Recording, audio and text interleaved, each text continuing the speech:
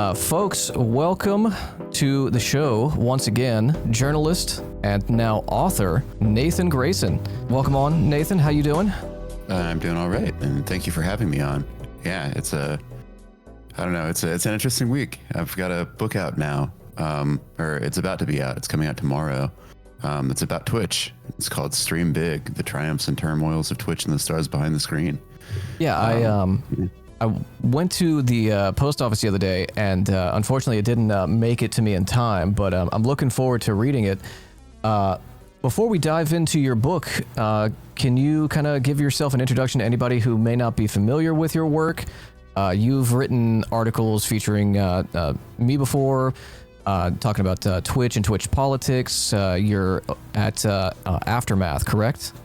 Mm-hmm. Yeah. So I'm a reporter and one of the co-founders of a worker-owned, reader-supported video game website called Aftermath. I've covered Twitch and content creation and things surrounding that for, how many years at this point? I don't know, over half a decade, probably a lot longer than that, but who likes to count those things? Because that means time is passing, and that's terrible. Yeah. And so, then I decided a while ago, actually, to write a book about Twitch. It got kind of delayed by the pandemic, but it is finally out now, or it's about to be. Again, I keep thinking that it's tomorrow. Tomorrow's the release date. What is time?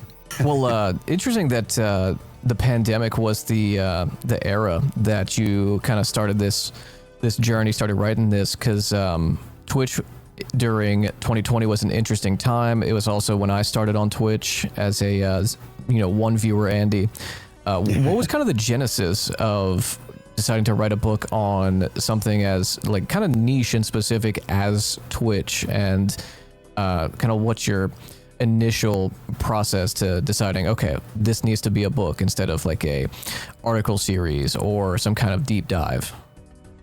I think part of it was sort of the same reason that I decided to start covering Twitch from a journalistic standpoint, which is that it didn't really feel like anyone was taking it all that seriously. It was a lot of like coverage from the video game sector, from video game websites of like, here's a clip of somebody doing something cool or wacky or terrible. And that was kind of the full extent of it. There were only a small handful of people being like, hey, this is really interesting and important, like culturally, or, as time went on, and I think especially in your scene, like politically. And so I, started covering it more in depth at places like Kotaku back in the day when Kotaku was still good. It's right. Really fallen in recent times, but oh well, what a shame. And so, then basically like the person who became my agent approached me with the idea of writing a book. And I was like, well, I've had this idea kicking around about doing a book about Twitch. And he liked the idea. And I think the reason I decided to do a book about Twitch in particular was, one, just because I already knew the space, and two, because I'd seen a lot of books about platforms, like about, YouTube and TikTok and things of that nature. And they were always like, all right, here's the history of the platform. Like, here's how it came to be. Here's how some business guys made something that, depending on the perspective of the book, is really good and has no problems, or like ruined the world. And I was like, well, I don't know if people care that much about the business angle, like normal people. Mm-hmm. I think that normal people demonstrably mostly care about the creators on platforms, not really about the platform itself. And so I wanted to write something that sort of reflected the way that creators shape the platforms that they're on, and vice versa, the ways that they're molded by those environments. And that's sort of what I went with. So each chapter of my book is about a different creator, spanning all sorts of sizes, from like some of the biggest to people that you've probably never heard of. And the idea is like, okay, here's how Twitch has evolved. Here's how that has affected them, and how they've been able to exert their own influence on the platform, and so on and so forth. Could you, without, giving away all the juicy details of the book, could you give us some of the examples of some of the more notable personalities, and why you thought it was important to cover those specific people, and the same for the lesser known personalities? The bigger ones are people like Hassan Piker, obviously, sure. Who I think has gotten plenty of mainstream coverage, but what's a little bit more. And then other big names that are in the book include Amaranth, Dream is in there. Oh, Yeah. That was through a series of TwitchCon interviews, and then the entire scandal that plagued his life. right. Somewhat deservedly so.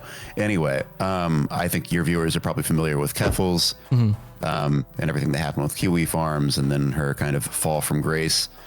Let's see, Co-Carnage, who's like a really big video game streamer who's been around forever. Let's see, those are some of the bigger names. In terms of smaller names, I picked a couple people. Nega Oryx, who's like a video game streamer who I think basically, like, I found her story really compelling because she had this big viral moment a handful of years ago and tried to ride that into like sustained success. And the amount of work that she had to do, like, in terms of both streaming consistently and like going to all these different events and like really trying to like break in, I guess. Yeah, really on the grind. Yeah, led to like severe physical injury. She like got really sick and didn't stop, and like ended up coughing so hard that she like broke multiple ribs. Jesus. And yeah. And like she was doing all of this against like the backdrop of the death of her like stepfather, who she cared a lot about. And so she was like trying to, really like create a Twitch career while grieving. And it was all this like, I think it was worthwhile to kind of tell a really human story about what happens when a platform allows you to work as much as you possibly can, and basically dangles that carrot in front of you of like, well, if you do the right amount of work, you'll eventually, like, this is a meritocracy. You'll get everything that you could possibly desire. You'll have all your dreams fulfilled. And it's like, well, not necessarily, for one. Like, some people just work super hard and they never actually make it. And two, like, when there are no guardrails, really, like when there's nobody telling you to stop, how bad for you can that get?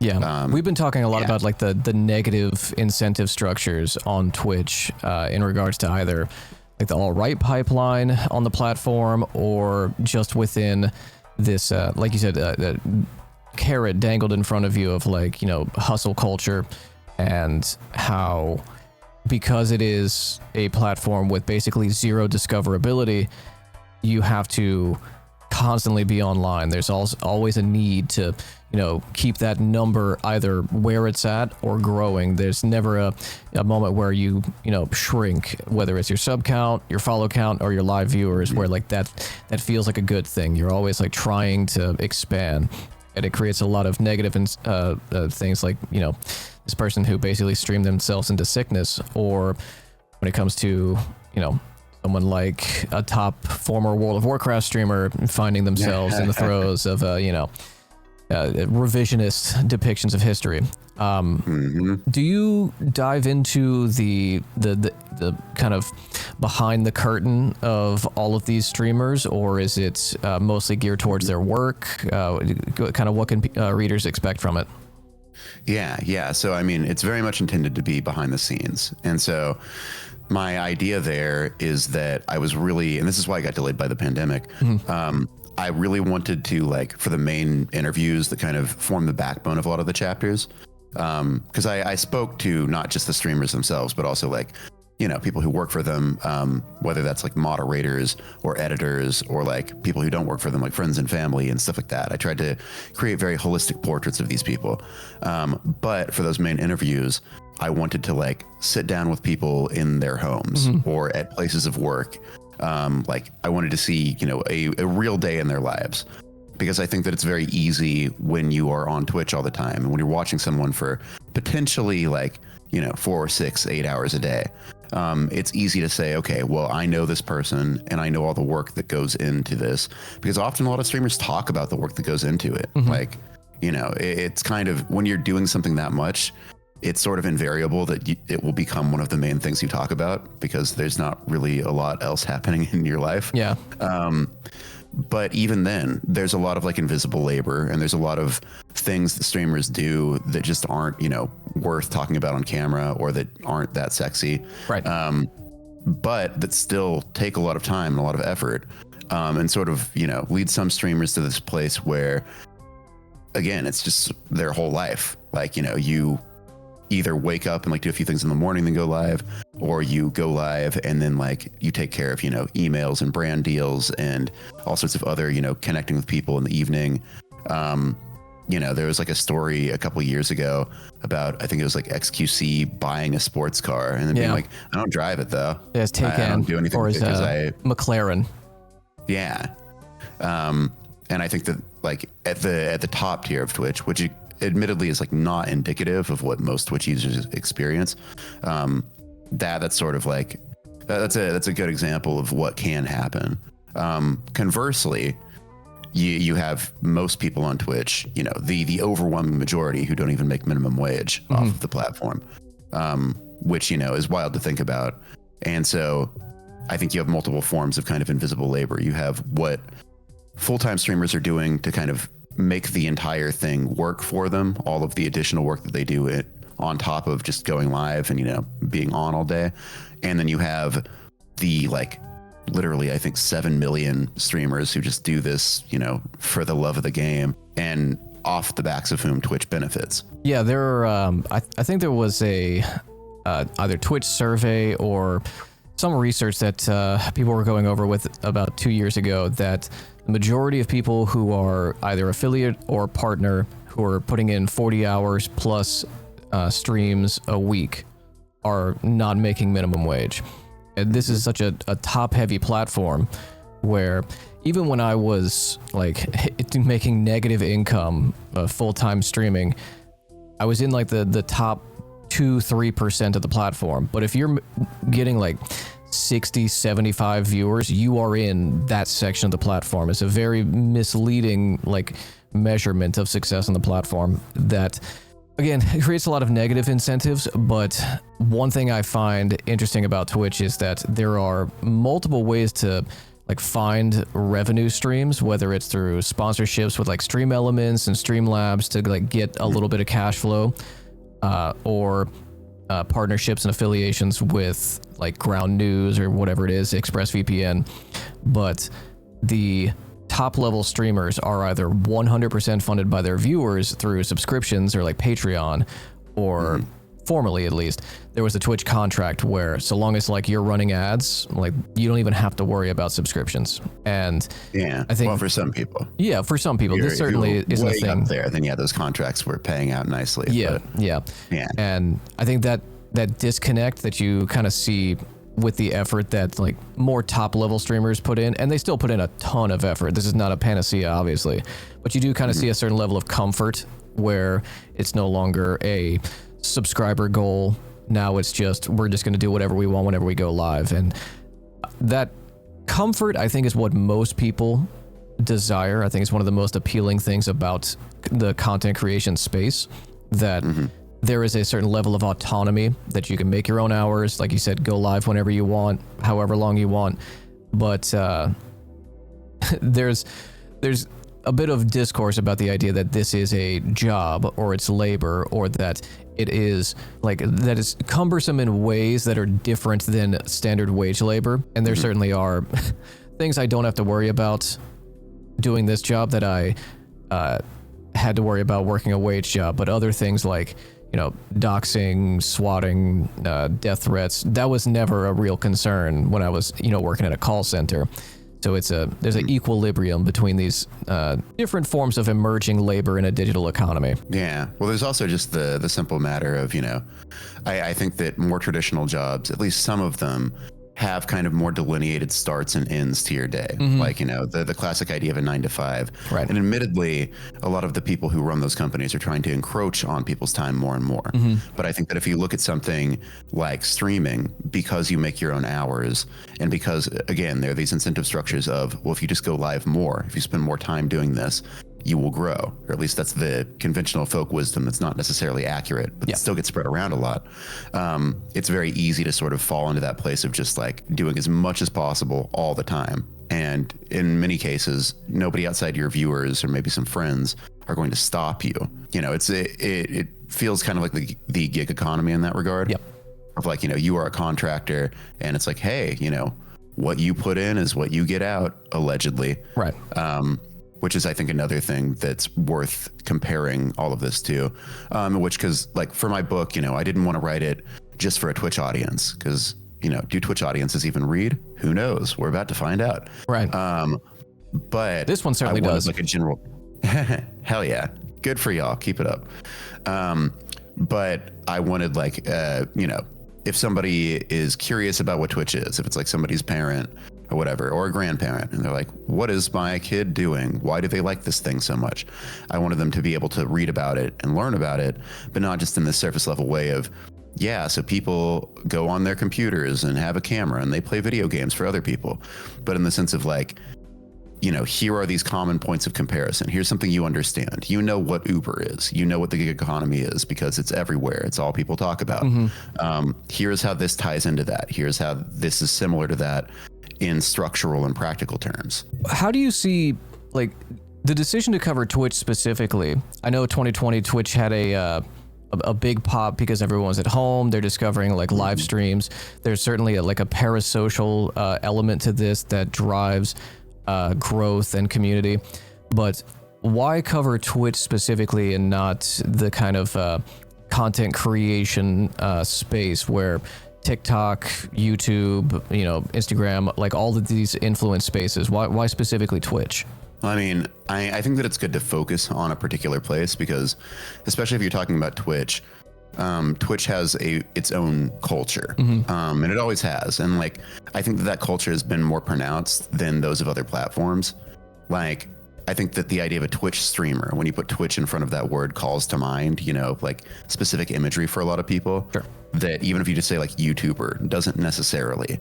But also in writing about Twitch for this book, like, you know, the book ends up touching on YouTube and TikTok and Instagram and all these other platforms too, because I think that especially in the time that I wrote the book, which is a period roughly spanning like 2019 to 2024, you know, we sort of went from people being dedicated to specific platforms to being like, I mostly post on this place.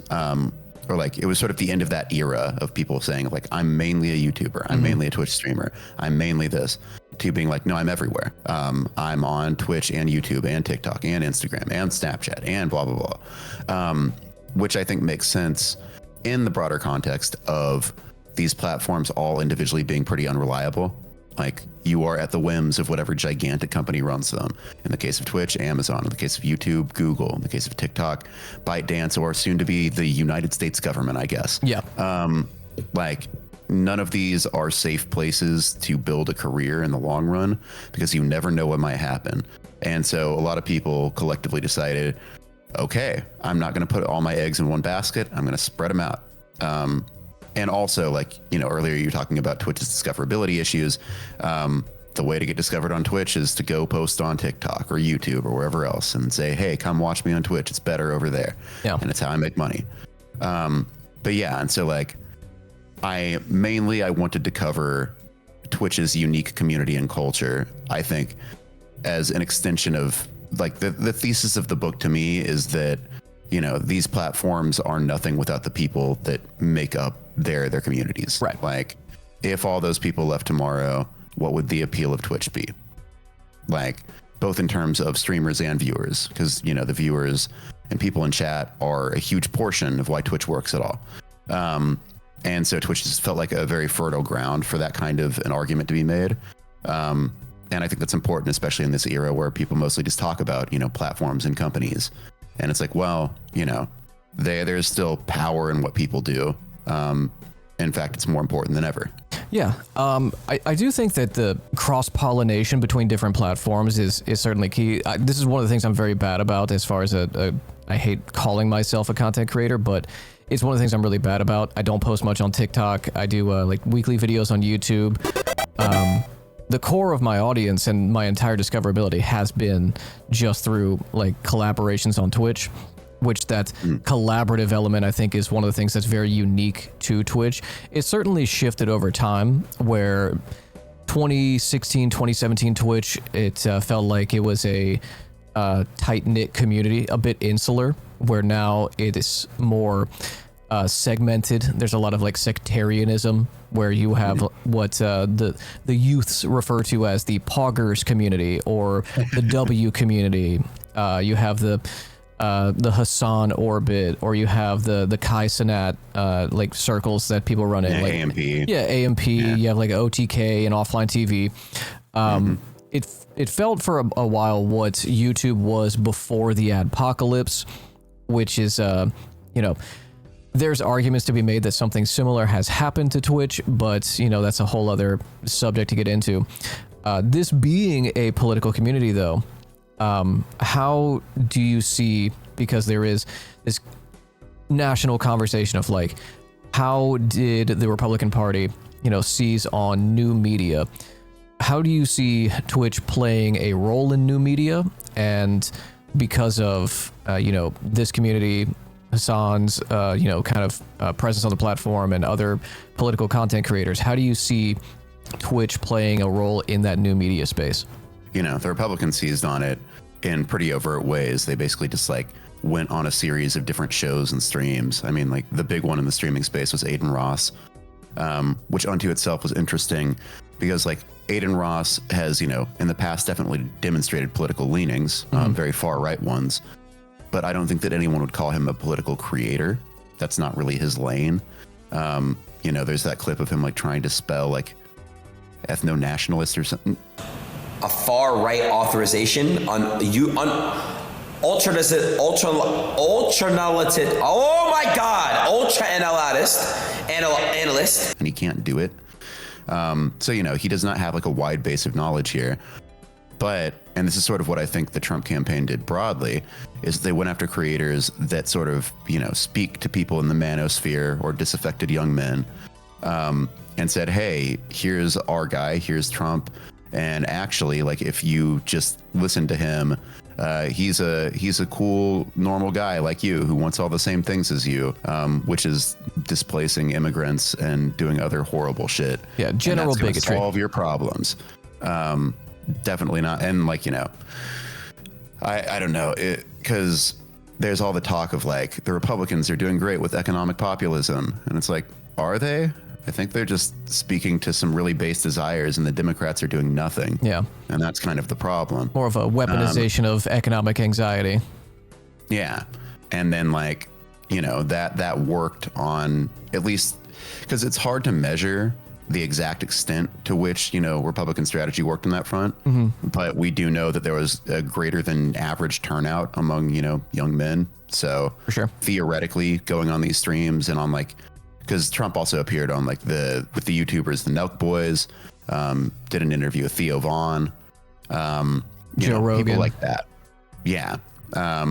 Which, it's hard to say exactly how well that worked, but I think those audiences have definitely proven receptive. And I think that a lot of people were surprised by the election outcome, but if you follow this space, it wasn't that surprising. Right. I remember, the call Hassan did with FaZe Banks, where FaZe Banks was talking about his why he endorsed Trump and all this stuff. And when he did that, I was of course FaZe Banks endorsed Trump. Who else was he going to endorse politically? That whole group is not going to be fans of Kamala. Yeah. Fork found in kitchen moment.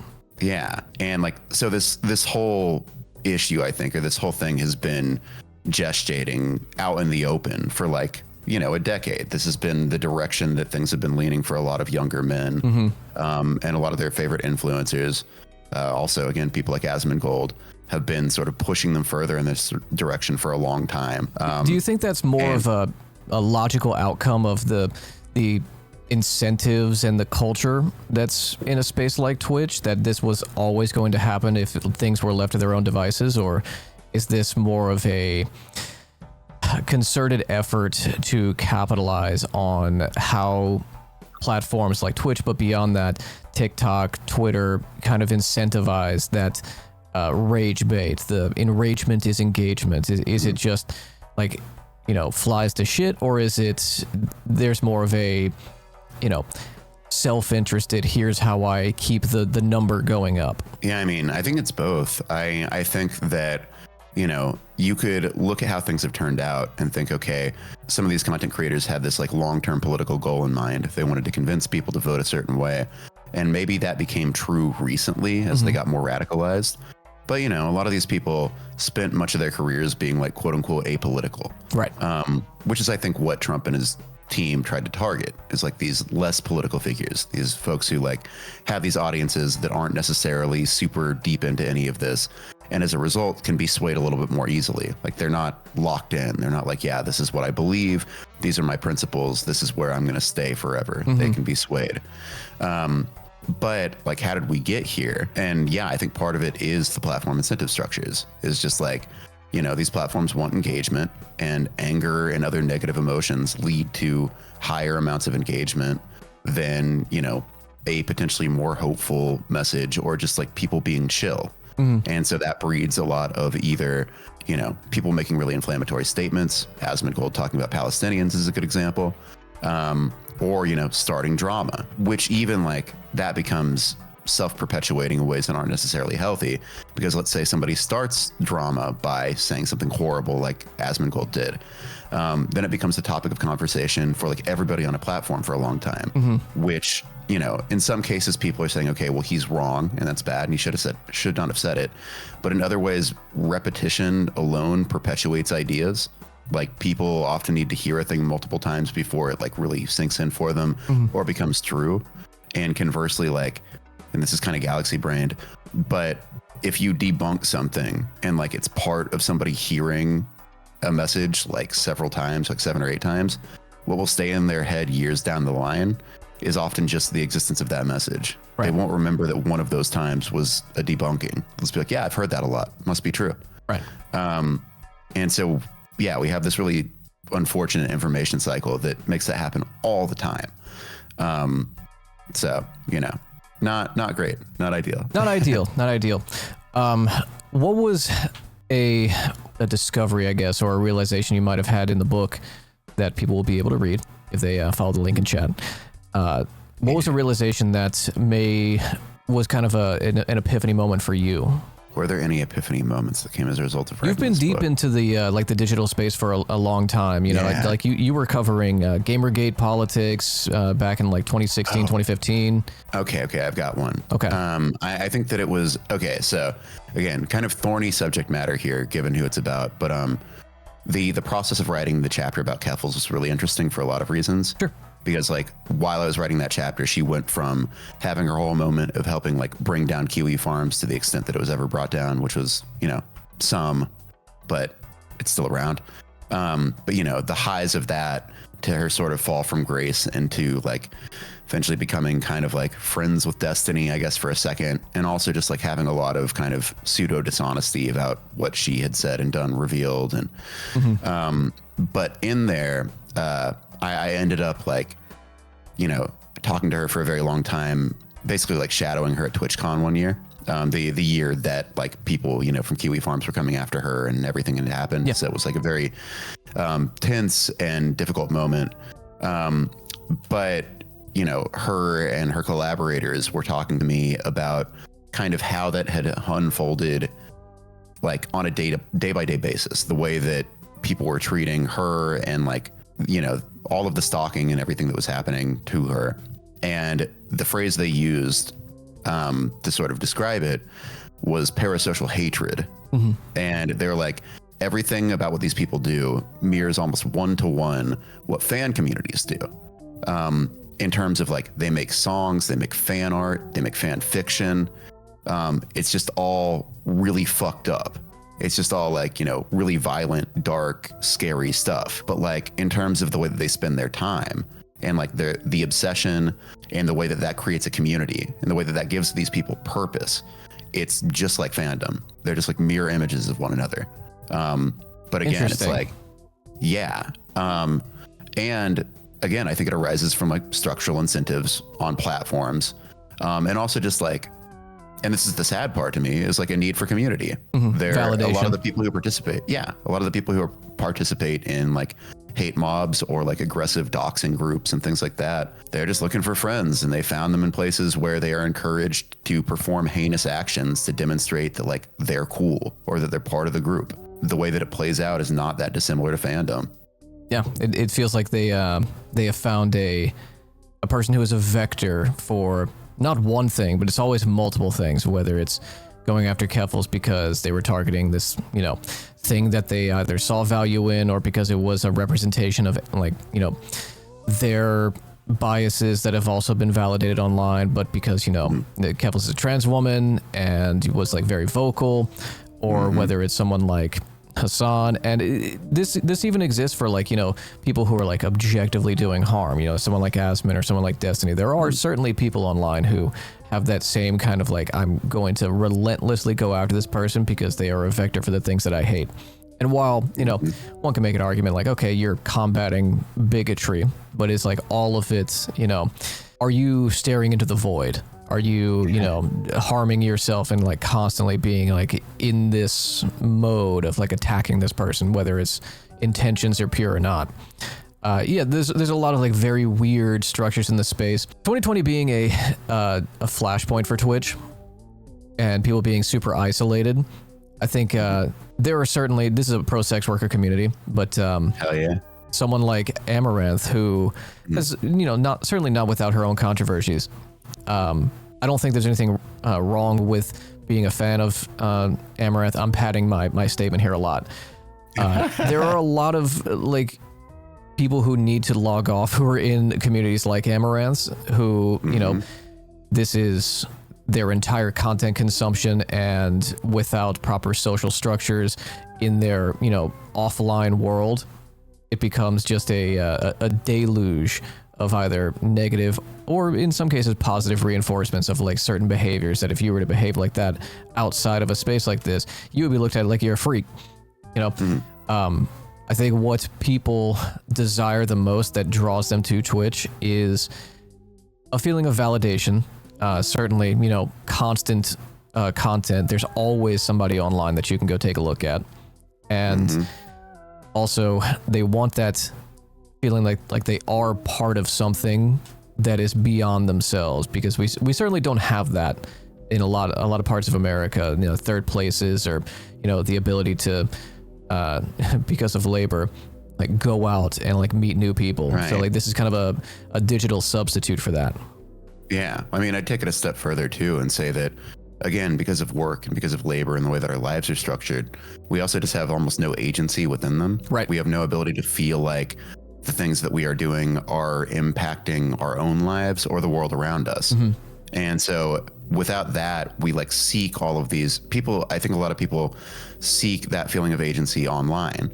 And so they'll find a community and then they'll realize, oh, you know, now that I've embedded myself within this, or now that I'm part of the broader mission statement of this community, whatever we might be trying to do, whether that's, you know, support a particular content creator or harm a content creator or whatever else, you know, I can really make things happen here. I can get somebody to like become very happy about my presence or like get pissed off at me based on my actions. And like there will be a direct and tangible consequence to those actions if I just like keep at them, or if I'm part of this group that is mobilizing around one particular person. Because, you know, to like harass someone, for example, you don't need that many people. You need like 50 or 100, and then you can do a lot of damage.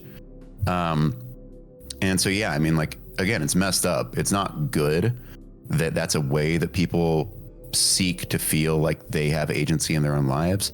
But I understand why they do it. Right. Because like we are otherwise so deprived of opportunities to feel like we're in control, or like our actions actually have outcomes that are tied directly to them. Yeah. To start to, you know, wind it down, and instead of talking about something negative about Twitch or like, you know, some like social consequences, let's talk about like the good that Twitch presents to not just its community, but its creators.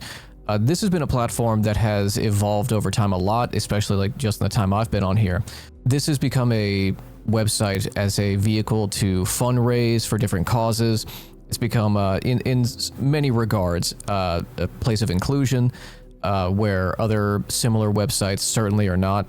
How have you seen not only the change in Twitch, but its kind of place in social advocacy of, you know, presenting people who are minority groups at the forefront of their platform, because now we're having more women, more POC, more LGBT people at the top of the platform. Where do you see it now? Yeah, I mean, I think that it's made a lot of strides in that regard, especially in the past handful of years. I mean, you know, it wasn't that long ago that anytime somebody, like a person of color, was on screen on like any major chat, there were kind of like fucking racist emotes. Yeah. Yep. Yeah. Tryhard. The tryhard emote, like getting spammed constantly. There were hate raids only a handful of years ago. That was a big issue that Twitch did not solve quickly enough. Still haven't, they did honestly. eventually. Yeah, exactly. Like, they still happen. I mean, to Twitch's credit, they eventually developed some tools that like are better than what they had before. But at the same time, like, the community figured out how to make similar tools in like a day. And then Twitch just sort of like sat on their hands, or like they didn't really respond to people. Like, you know, Twitch still has a lot of issues in this regard, like undeniably. Slow to and change. like, you know, we're talking about, you know, I think there are double standards where if you're a smaller streamer and you're openly racist and like somebody reports you, you might get in trouble. If you're Asmongold, you're openly racist every day and you rarely face consequences because you know how to talk around it, sort of. Or like, you know, Nick Merckx and his transphobia. Why has nothing really come of that beyond like one ban because he said a slur one time? Yeah. And he's back 3 days. But yeah, I think that in some ways, if we're talking about more positive changes, like Twitch has become what streamers make of it in that regard. And so like there was some amazing fundraising for Palestinians, for example, like, and also just a lot of advocacy for them that, and this is, I think, something that you saw only primarily as a result of like Twitch and TikTok, is a lot of awareness about what Palestinians are going through compared to previous eras. Like when people in America were just like, yeah, Israel, we like that one because we give it money and weapons. Right. You know, now there is this very large movement dedicated to freeing Palestine, or at least the desire for a free Palestine. And a lot of that came from social media. I mean, like Twitch and Hassan, big part of it, obviously. TikTok, arguably a bigger part of it, to the point where the United States has tried to ban TikTok pretty much entirely over Israel and Palestine. I think Ken Klumpenstein just published a report on that like yesterday. Yeah. But yeah, so like there's a lot of measurable good that's come out of like Twitch being what it is. I think it's interesting because there's that question of like, how much has Twitch's own decision making impacted that element of the site, of its like general progressiveness compared to other platforms, versus like how much are the creators responsible for that? And Twitch sort of went along with it because they realized that if they didn't, their creators would get mad at them. And like, yeah, I don't quite have an answer to that question, but I think that generally, if we're talking about big companies, they are not good and giving and magnanimous. They are, you know, pretty overwhelmingly greedy and bad. And so once again, thesis in my book, you got to like give credit to the creators for making all of this possible and for kind of, you know, pushing what would have otherwise been a pretty terrible company in an at least semi-decent direction in this particular way. We'll see. We'll have to see how it goes, and I'm sure you'll be writing about it the whole time. Folks, this is, once again, Nathan Grayson, journalist and now author of Stream Big, available now on Amazon, Barnes & Noble, Books A Million, Bookshop, and SimonandSchuster.com. I have the links in the chat for you. Any parting words for us, Mr. Grayson? For one, if you like what you heard today, buy my book for sure. I think it's really good. I'm proud of it. And for two, if you again enjoyed what I had to say and want to check out my writing, go to aftermath.site. We are reader supported and worker owned. We are a very, we're a leftist video game website, which means that it's hard to make money. So if you have it in your heart, please consider subscribing.